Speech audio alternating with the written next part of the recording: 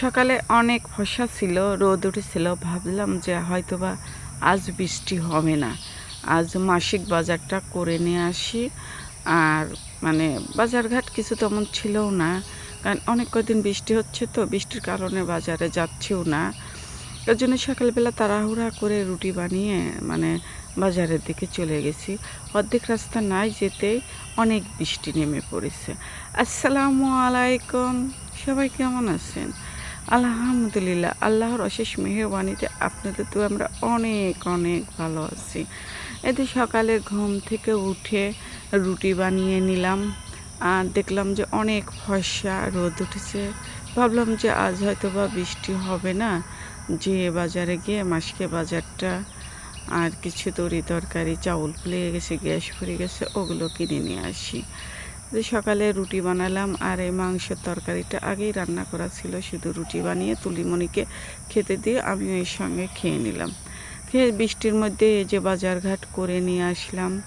আর এখানে এই যে কিছু 2টা মালটা, 3টা পেয়ারা আর কিছু লটকন, এইগুলো আমি কিনে নেই। বাজারে গিয়ে দেখি আমার বড় মামা বাজারে আসছে।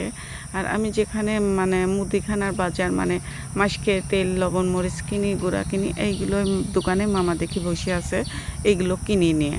আর ওখানে ওই মুহূর্তে আমি গেছি, আমাকে দেখে এখন আমার বড় মামা এইগুলো আমাকে দিয়ে দিচ্ছে, যে যাও আমার নিয়ে যাও, আমার বোনকে যেয়া দিও। আর তারপর আমি তো নেবই না, বললাম যে মামা আপনি যা দিয়ে আসেন। না না, দেখা হয়েছে তোমার সঙ্গে, যেহেতু তুমি কিছু এখান থেকে দিয়ে দিচ্ছি, তুমি নিয়ে যাও। আর ওইগুলো যে আমার বড় মামা আমাকে দিয়ে দিল, আর না করলাম না। আর অনেক মানুষ ছিল, না নিলে কেমন দেখায়। তারপরে এই যে আমি বাজার করলাম, এখানে ডাউল, 2 রকম ডাউল, চা পুড়ে গেছিলো, বাদাম, এইগুলো চিনি, 2 প্যাকেট চিনি নিলাম। আর বিস্কুট নিলাম মেয়ের জন্য, আটা নিলাম, ডিম নিলাম, এইগুলো মাসিক বাজার কিছু কিছু নিলাম। চাউল নিছি, গ্যাস ফুরিয়ে গেছে, গ্যাস নিলাম। এগুলো আর অন্য অন্য বাজার আছে, এখন নিয়ে আসা হয়নি, কারণ বৃষ্টির মধ্যে আর মানে এতটা আমি একা একা পারবো না। আর বাবাও যায়নি, যেহেতু বৃষ্টির জন্য বাবাকে নিয়ে যায়নি। আর এই যে লটকনটা তুলিমণি বলতেছে, দেখো তো আম্মু লটকনটা কেমন। আর এবছর আমি লটকন কিনি নেই, আর এই মামা দিল, আর আমি আর সেজন্য আর কেনা হয়নি আমার, যে এগুলো ফুরা যাক তারপরে আবার আমি কিনবো।